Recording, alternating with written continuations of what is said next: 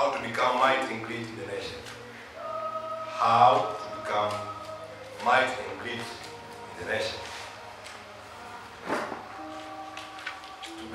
Tulizungumzia kwa habari ya taifa ni nini. Yes. Ndogo muda umeruhusu kwenda kuelezea zaidi. Tukazungumzia kwa habari ya ukuu na ubora. Might and greatness ni ukuu na ubora. Tumezungumzia kwa hizo habari na nikakupeleka kidogo katika nafasi pekee, nikakufundisha habari ya siri mbili ambazo zinaweza kufanya wewe ukawa una utawala katika taifa. Mojawapo nilisema kwamba maono, ya pili pia nikasema ni maarifa. Number 1 vision, number 2 knowledge. Ili somo silichukui kawaida. Sijajua kwako, ila kwangu mimi silichukui kawaida kwa sababu hivi ndivyo Mungu anavyotizaa kila mtu awe. Kwamba anapomuumba atawale. Simeelewa? Yaani Mungu hajaweka kwenye Edeni ili utawale. Mungu hajaweka kwenye Edeni ili uwe na utawala. Hapana. Ameweka kwenye Edeni ili ufanye utawala. Imagine, Biblia inasema kwamba, naomba ni quote the Bible, inasema kwamba atumfanye mtu kwa mfano nini? Wetu. Akafanya, akatawala. Hapo hakumweka kwanza kwenye Edeni. Si ndio? Baada ya hapo kuwa na ule utawala ndipo akampatia nini? Nafasi kwenye nini? Kwenye eneo. Kwa hiyo ukiona wewe una nafasi, maana cha kwanza kabisa you must retain back na kuelewa kwamba upo na utawala, hakuna nini? Na utawala. Watu wengi tuna nafasi sasa hivi ila hatuna utawala au hatuna uwezo wa kufanya kitu kitawaliwe. Ishi kwa malengo. Ishi kwa malengo. Yes. Asa kidogo nilizungumzia kwa habari ya vision. Nielezea kwa habari ya vision kama kwa faida ya watu ambao kidogo to recap, tunasema in English, to recap. Is ability to retrace. Is ability kwa nasema Kiswahili. Ni uwezo wa kuona visivyoonekana ili kuvifanya vionekane. Ni uwezo wa kuona visivyoonekana ili kuvifanya vionekane. Hii ni moja ya kitu kidogo sana, ila ni kitu ambacho kikubwa sana ambacho kina drive maisha ya watu ambao ni wakubwa katika taifa na watu ambao ni wadogo katika taifa. Ishi kwa malengo. Ishi kwa malengo. Nikwambie kuna tofauti kubwa ya mtumishi ambaye amepewa mandate kwenye taifa kubwa na mtumishi ambaye yuko chini na analalamika. Tofauti yao kubwa ni maono walionao. Ukimfuata Joshua Selman, kumwambia maono uliokuwa nao ni yapi? Nikwambia ni kutransform dunia ili mwelekee naye Yesu Kristo. Ila kuna wale ambao wako chini, kuambia una maono gani? Yeye anakuambia nataka nifungue kanisa. Simu umeelewa? Automatically the gap ni kubwa, ambao ni forbidden gap. Simona, kwa katika tasnia maisha yako yote, kuna watu ambao wanaishi maisha yao fulani na kuwa na limit kwa sababu yale maono ambayo yako kichwani kwao. Nikwambie, ukiwa na maono ya kuwa mtu mkubwa, kuna limitation ambazo utaziweka ili kufikia ule mtu mkubwa. Ndio maana kwa habari ya Yusufu si kwamba hakuwa na hisia kuweza kumtreat yule mwanamke, ila ni kwa sababu ya yale ni maono. Ndio maana akasema nifanye kosa gani na kama namna hii nimkosee bwana wangu. Why so? Because I have a vision. Nilionyesha kwamba mimi ni mtu mkubwa. Kwa automatically nita-respect, I will have my discipline concerning this issue. Nikwambie, watu wengi ambao wanakuwa sana kwenye dhambi au wanaangua katika nafasi ya kusema kama KMC, yani kwamba anaingia kwenye makundilika, sometimes anavuta mabangi, ni kwa sababu hana kitu ambacho kinaenda nini? Vision. Nikwambie, mkiona anything in this world ambayo ana take control, lazima awe na vision. Mungu mwenyewe nimekwambia ana vision pia. Umeelewa? If you can't imagine your God. Knowledge sikwambii kwamba ni ukiachana na masomo yako darasani, but you need some knowledge katika maisha yako ya utawala. Ishi kwa malengo. Ishi kwa malengo. Yes, mfano sahihi ambao napenda kutumia sana ni Yesu Kristo.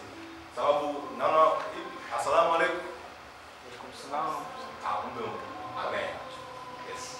Asa huyu mtu ambaye ni mwana Mungu ambao ni Yesu Kristo. Ishi kwa malengo. I don't know kama na preach nielewe kidogo kama ili tuelewane. Yesu Kristo na umungu wake. Tuangaliane nini? Angalieni nini? Yesu Kristo na umungu wake. You can't believe alikaa chini na kusoma nini? Chuo cha nani? Cha Isaya. Sawa. Ukifuatilia kwa habari ya Danieli na ule Biblia inasema mtu mwenye roho bora kama huyu Danieli. Maana kuna namna fulani aliinvest kwenye nafasi nini? Maarifa. Nikwambie dunia inapoelekea 2050 ndio ndani yako 2050, maisha yale ya hayo ambayo dunia ambayo inakuja au ambayo tunaenda kuitarajia kuwepo, nikwambie watu ambao watakaa kwenye vile viti vikubwa, kwenye huduma, kwenye siasa, kwenye uchumi, ni watu ambao cha kwanza kabisa they invest much kwenye maarifa. Nikwambie maarifa au invest kwenye 2050, una invest hapa. Ni vibaya sana wakati mavuno ndio unapanda, unaokanika wewe ni mjinga ambao unapoteza nini? Chance. Ishikomaleo. Yes. Miaka inayokuja mimi nakwambia, mimi ni shuhuda. Naomba Mungu asiniondoe wakati na bado sitakuwepo hai. Ishikomaleo. Yes. Kuna hivyo vitu. Havitakalia na watu ambao pengine sasa hivi wanasema kwamba hivyo na hivyo, pengine sasa hivi wanasema kwamba labda kwenye huduma sasa hivi vijana wanachafua. Yaani kila sehemu kuna vipengele ambavyo watu wanasema kwamba huyu sijui afai hapa, huyu sijui afai hapa. Nikwambie Mungu atabadilisha raha. Watakao kaa ni wale ambao wana maarifa. Hasa kama una maarifa automatically hautakuwa na nafasi. Niishi kwa malengo. Biblia inasema kwamba Daniel tabia anasema kwamba maarifa hata nini? Siku za maarifa atabaya. Yaani maarifa yataongezeka, si kwamba ni ya kishetani sijui. Hapana. Ni maarifa ya kimungu na maarifa ya nini? Ya kishetani. Yataonini ongezeka. Kwa maana hii dunia ambayo unataka utawalie lazima uwe na nini? Na maarifa. Hapo ilikuwa ni recap nasema ninarudi. Kidogo ndalala. Shika wale. Kwa hiyo simuelewa. Nipate nipatie notes. Yes. Yeah, tunarekodiwa. Shika wale. Okay. Siku ya leo sasa hapa sasa tuta take time na tutapata kitu ambacho Mungu amekusudia, na siku ya leo tumekusanyika kwake. Siri ya tatu, andika. Focus. Siri ya tatu, andika. Focus. Focus. Focus. Focus. Ini definition yake andika. Is making and doing one activity. Is making and doing one activity until to become manifested. Is making and doing one activity until to become manifested. Sifunge dari yako, andika pia ni kitu. Definition nyingine. Is the exercise of believing yourself.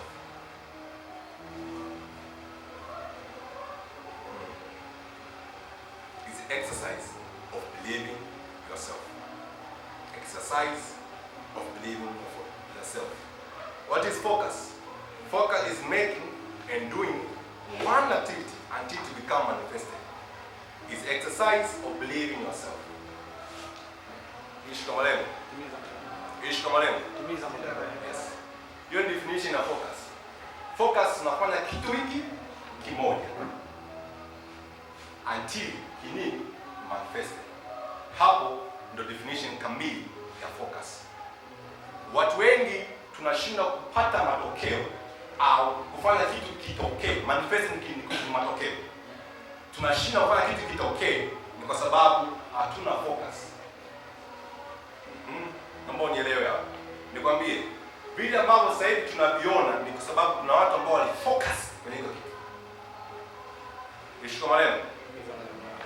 Leo hii we are riding a motor vehicles. Ila kuna mtu mmoja alifocus kwenye ile eneo la motor vehicles. Leo hii tuna taa ambazo tunaziwasha. Ni kwa sababu kuna one man alifocus kwenye ile eneo. Kuna eneo ambao sasa hivi we are take control kwa baadhi ya simu. Nikwambie kuna mtu alifocus kwenye hiyo tasnia ya simu. Biblia ambazo unaiona na unaisoma, kuna mtu pale aliandika I place toward the mark, ambaye ni apostle nani? Paul. alifocus kwenye Injili.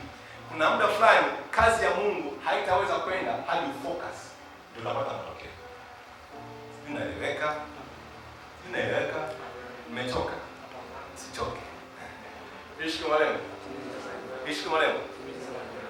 Okay. Naomba upeni mamoja. You are sometimes Roho lazima akwambia hajakuelewa. Kwa hiyo Mungu akupatia maarifa. Fanya hiki.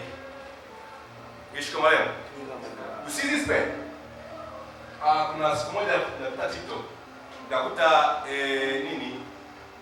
jinsi gani peni inapotransform hadi kafika hii level. Yaani ilipokuwa zamani wanapoandikia hadi kafika nini?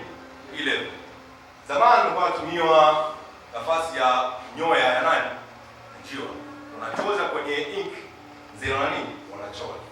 Asa ubaya wake huku kwenye ile ncha ilikuwa ya focus. Yaani ilikuwa kama inachanua fulani. Sio manyoya. Makikeka hivi ina fulani kwa maana maandishi kwa anaonekana nini? Vizuri. Unashangaa sentence chache ile karatasi nani? Inajaa. Ila ilipokaa ikaenda ikafika kwenye point ambao ni point kanini? Kadogo tu. Ambacho kinakuwa kana nini? Kanaandika na kuonekana nini? Vizuri. Hiyo ni definition ya focus.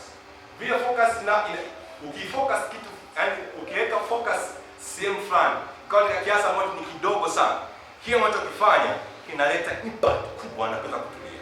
Ishi kama leo document ambazo nyingi ambazo zimeishi museum, nzia ambazo zimeandikiwa na pen ambazo zimekuwa modified ziko kwenye internet ndogo. Zile ambazo na zamani automatically zilishindikanika, ndio maana walizimodifyiwa zikaja kwenye hii motivation nyingine. Sio umeelewa? Kwa maana kila ambacho tunakifanya ili uobtain dominion, ili obtain utawala, lazima uwe na haya maarifa, focus kwenye ile eneo. Usipoweza kufocus katika ile eneo, automatically kila ambacho tunakifanya hakitaweza kutawala. Kita sustain sehemu fulani, ila kwa muda fulani hakitaonekanika tena. Ishi kama leo. Ishi kama leo. Mfano halisia kaka Prosper autoa kwa habari ya lens. Sio hivyo? Jua mionzi sipo mingi, ila haiwezi kupunguza karatasi sababu imekuwa nini? Scatter. Ila kutumia aina lens fulani ambayo imefocus kwenye eneo fulani, automatically it become fire. Ndio hivyo. Watu ambao they are burning in the spirit, watu ambao pia wamefocus. Umeelewa? Kuna watu ambao sasa hivi yaani ukiona mimi tunafanya muda fulani na kashika sinaona naangalia watu wakubwa. Sina. Ivande nitakuwa hivi. Mungu akwambie don't focus. Bado ni focus. Ishi kama leo. Focus. Focus.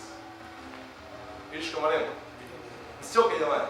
Jamani tumana sika jagaji. Ishi kama leo. Msioke jamani. Okay. Andika hii pia. Tutakusaidia pia. Greatness, ubora, comes when you focus on one thing. Yani ubora, greatness comes when you focus on one thing. Koma, ukawaida sasa, individualness, ukawaida, individualness comes when you desire greatness on everything. Naudia hapa, individualness comes when you desire greatness on everything. Ubora upo mahali ambapo umefocus kwenye eneo moja, ila ukawaida utakuwepo pale ambapo una matamanio kila sehemu. Ishi kwa malengo. Ishi kwa malengo. Yes. Mfano mingi, ila kutokana na muda naomba nimalizie, master kwa na muda tena kusimama kwa mbele. Okay, number 4. Consistency. Consistency. Consistency.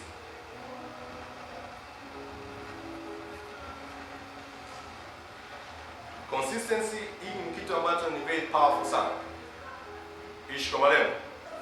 Ni kitu ambacho ni very nini? Powerful sana. Even nature inaelewa. Nikisema nature maana yake ni Kiswahili nasemaje? Asili, yes. Hata asili ina nini? Inaelewa. Imeeleweka. Kwa nini? Consistency. Ukitaka kwamba uwe mkubwa sehemu fulani, ukifocus haitoshi. Utakuwa sasa hiyo focus uirudie kila mahali. Si umeelewa? Yaani sisi tunahesabu kuna function na zile ambazo ziko ndani. Si umeelewa? Dynamics. Yaani ili kitu kifanye kitokee, lazima hiki kitu kiwepo. Ndio kama hivi. Yaani x is equal to fx is equal to x plus y. Hii fx ni consistency. Umeelewa? Consistency inabeba nini? Focus. Ishi kama leo. Ishi kama leo. Sasa nimechoka sana. Roho Mtakatifu nisaidie. Tingie roho yetu. Ishi kama leo. Sitoke jamani. Kwa mimi na amani, sionee huruma mimi. Ishi kama leo. Yes. It's a process, andika. It's a process of doing something until it be done and complete. In the process of doing something until it be done complete. Okay. Niangalie. Consistency, mimi nafanya consistency ndio moja wapo ambao wewe na mimi ndio ambao umetupatia uhuru ambao baba zetu wa mataifa sasa Afrika. Hiki kitu ndio ambacho kiliyafanya wazungu walipatia uhuru. Ishi kama leo. Okay. Mwalimu Julius Kambarage Nyerere yeye alifocus katika nafasi ya kusomea siasa. Alifocus katika masuala yote ya kumfanya Mwafrika ambaye ni Tanzania apate nini? Apate uhuru. Nelson Mandela hivyo hivyo pia. Ukienda tena Patrick Lumumba hivyo hivyo pia. Ukienda pia Nigeria, Ghana, Kwame Nkrumah. Na yeye pia alikuwa hivyo hivyo. Walifocus katika ile eneo. Ila kilichopatia uhuru not focus. Kilichopatia uhuru ni ile consistency. Kila siku na kila wakati kuingia katika zile ofisi. Ndio maana wakaanza kupatia uhuru. Ila mwanzoni walipatia uhuru wa bendera, si ndio? Ila ile consistency become the public there. Kwa maana yake consistent ndio uhuru wako. Sijui umeelewa? Kwa maana yake hata kama kitu unakifanya sawa ni kizuri, hata kama kinaonekana matokeo yanaonekana, ila kila ambacho kitaweza kupatia wewe uhuru na ile exposure ya moyo wako hapa nimemaliza ni ile consistency. Ishi kama leo. Watu ambao wametawala mataifa, watu ambao sasa hivi wako juu ya mataifa ni watu ambao hawakuishia kwenye kufocus. Hivi unajua kwamba wachungaji wako wengi sana? Hivi unafahamu kwamba waimbaji wako wengi sana? Hivi unafahamu kwamba kuna watu ambao wamesomea siasa kiwango kikubwa sana? Hivi unafahamu kuna watu ambao biashara nyingi sana na wamefocus, ila kila kinachowapa matokeo tofauti ni ile consistency ambayo wewe uko nayo.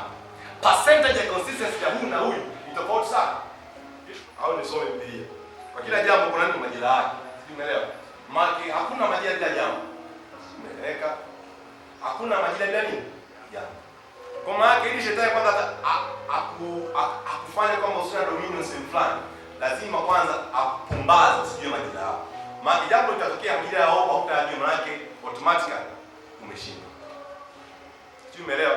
Kama ni majira ya kupanda, wewe hujapanda, automatically shetani kashashinda hapo.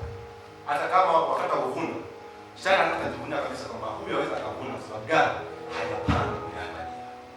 Ni kweli tunakuombea we are seeing far.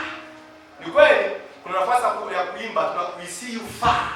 Kwenye kweli nafasi ya presenting public speaker we are seeing far. Ni kweli kwenye masuala ya maongozi we seeing far. Ila ignorance in the respecting of season automatically hautakuwa na majira ya kuvuna. Kuna muda fulani majira fulani 2050 Mungu anatarajia wewe kwenye hiki kitu. Hautakuwepo kwa sababu gani? Si kwamba you don't know. Ni kwa sababu haukurespect majira fulani wakati huo. Haya majira kwa manne. Number 1, season of nasema discovery. Muda kutafuta. Season of discovery. Number 2, season of preparation. Ishi kama leo. Ili Mungu akutumie number 1, lazima uanze season of discovery. Wewe ni nani? Una kitu gani? Ukachelewa kujua kama una kitu gani, ukafika mwaka fulani ambapo unataka kitu kionyeshe, automatically iko kitu kutakikalia. Ishi kama leo. Number 3, manifestation. Number 4, impact. Hiki Mungu na Yesu pia anafahamu kabisa. Ndio maana alipokuja duniani, number 1, alianza katika season of discovery. Umeelewa? Miaka mingi hatukumsikia Yesu. Ndio? Alikuwa akitafuta hena. Ni kweli aliandikiwa, Biblia inasema alikuona sana imeandikwa, yaani amesoma chuo cha hisani, kumbe ndo mimi ndo niko hivi, nimeandikiwa kumbe ndio hivi. Si kwamba afahamu ya that is the prince of this world. Lazima udiscover. Ndio hiyo. Kuna season of preparation. Preparation, Yesu alipitia preparation wakati gani? Biblia inasema roho Bwana akamwongoza wapi? Nyikani. Why so? I'm preparing you. Mungu aweza kutumia, yaani kwa napenda sana kutumia Mungu kwa sababu gani? Naongea na watumishi wa Mungu wakubwa. Nikwambie, Mungu aweza akatumia kitu ambacho hajakiandaa yeye mwenyewe. Yaani Mungu aweza kuamini kwenye taifa fulani kama hujapitia kwenye mikono yake kuandaa. This season of preparation, so wakati wa kutafuta nafasi au opportunity kusimama mbele, ni sina kuwa be humble and secret in the room. Isho leo. Hayo maeneo hatutamsikia Daudi. Hatutamsikia Daudi. Tutamsikia Daudi na mbuzi kule. Hatumfahamu Daudi. Ila huo wakati watu wengine sisi vijana tunataka tuonekane juu. Why so my dear? Stay down. Kuna muda fulani premature things are very dangerous. Mara mia usionekane kuliko uonyeshe kitu ambacho kina nini? Kina premature. One of things ambao kina affect watu sana miaka inayokuja, watakuwa na premature things. Means ambazo zitakuwa premature. Means huduma ambazo zitakuwa ni hazijakuwa zimekomaa. Watu ambao watakuwa kwenye hivyo vitu, yaani kuna miaka fulani, kuna mwaka fulani ambao unakuja, utapepeta. Yaani kila kitu kipo kavu. Naongea kama prophetic. Ila nakwambia kweli. Miaka fulani inakuja, kuna pepeta inafanyika. Yule ambaye hajakuwa na ile limit ya kuweza kubeba yale maono, automatically atadonga nini? Chini. Ishi kama leo. I say yes. Premature. Ishi kama leo. Mambo fulani inathibitisha rasmi kwamba Yesu hakufanya mpango wake hapa duniani kama hakuwa na hekima na nini. Biblia inasema kwamba it grows in wisdom and nini? In stature. Yes. Na Biblia inasema kwamba akiwapendeza Mungu na nani? Wanadamu. Kwa maana automatically kama asingempendeza Mungu na wanadamu, hata ule mpango kazi asingeweza kutimiza. Nikwambie, kuna watu wengi sana, they were vision, they are knowledge. Number 3, they are focusing. Number 4, they have consistency. And number 5, they have what? Yes, respect season. Ila hawajakuwa kwenye vile vitu kwa sababu gani? Hawana resources. Hivi ushakutana na mtu hivi wewe kwa mfano, yaani unakutana mtu hivi, kwa hiyo unapoimba na unakuta mtu kijijini, kwa nini unapoimba uko hapa? Kwa sababu hajakuwa na resources yoyote ya kuweza kumsaidia. Ishi kama leo. Tumiza macho yako. Nikwambie, nione hapa. Nikitumia hivi sauti, pengine unisikii vizuri. Nikitumia resources, there's something gonna happen. Sio umeelewa? Ndio maana nataka uliletiwe na resources. Kuna maarifa ya resources. Sina muda mwingi sana kuzungumzia, ila tafuta sana maarifa ya hela. Nikwambie, huduma yoyote bila hela haiendi. Nikuhakikishie. Au tijue. Amen. Ile Bwana anashikia. Bwana anashikia kwa nini? Kwa hela. Yaani sababu ishi kama wewe. Tumeenda. Anashikia Bwana. Tumeenda teka tumodi. Yaani si kwamba there are some there is a hela. Okay, come on. Ishi kama wewe. Bila sababu kuna jambo gani? Mambo, Mhubiri 10. Hebu andika kitabu ikumbuka. Mhubiri 10:19. Kuna mambo fulani unaambia Mungu, naomba unisaidie. Solution.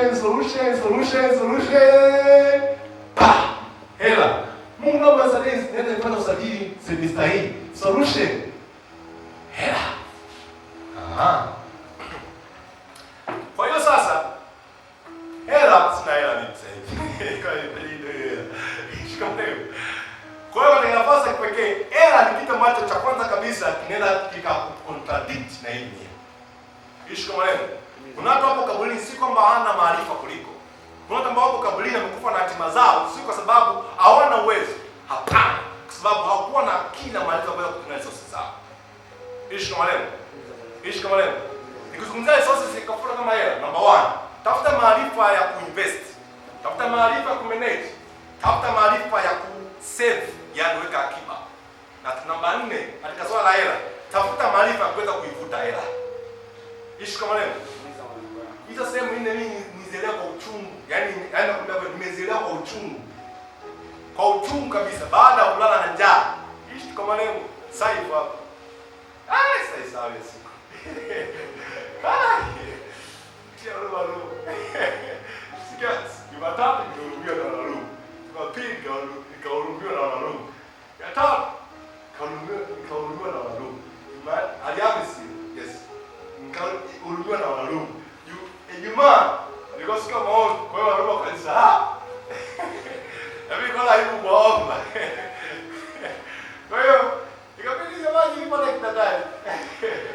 I say, hiyo siku nilitafuta maarifa kwa uchungu. I say, kasema Mungu, kwa nini mimi nisiwe na hela? Kwa nini mimi? Forcing. Number 1, sikuwa na maarifa ya kuwekeza. Number 2, sikuwa na maarifa ya kukaa. Number 6, sikuwa na maarifa ya kumanage hela. Boom, nakuja ile simanage vizuri. Number 5, number 4, sikuwa na maarifa ya kufuta hela. I say, hivi vitu vile ukivikosa hivi automatically hautaweza kumanifest kitu. Unaweza ukawa umeinvest sehemu ila sasa hivi unaambia mafuta yamepanda na biashara yako itatumia mafuta. Umefeli. Sawa. Ukawa na maarifa ya invest, hauna maarifa ya kumanage. Hela zinaingia ila zina nini? Hazikai vizuri. Maana utafeli tena. Number 3, kwa maana utajua kama kuna watu ambao they are poor si kwa sababu hawana hela, kwa sababu hawajui nini kumanage. Number 3, nimesema nini? Saving. Kuna maisha baada, ndio maana kuna maarifa ambayo ametumia nani? Mr. nani? Yusuf. Ndio maana hata sasa hivi Misri tunaona walikuwa watu wakubwa au walikuwa na dominion katika ule kipindi cha gani? Waliwekeza. Watu wakeza. Walisema waliweka akiba. Ishi kwa leo. Na namba 4, hii sasa ndio walaona sasa. Hela zinavutwa jamani. Yaani ile ndio kuelewa. Hela zinavutwa. Money is like a magnetic material. Magnetic material unataka uone kitu fulani hapa kichwani. Hela zinakufuata mwenyewe. Hata kama unaweka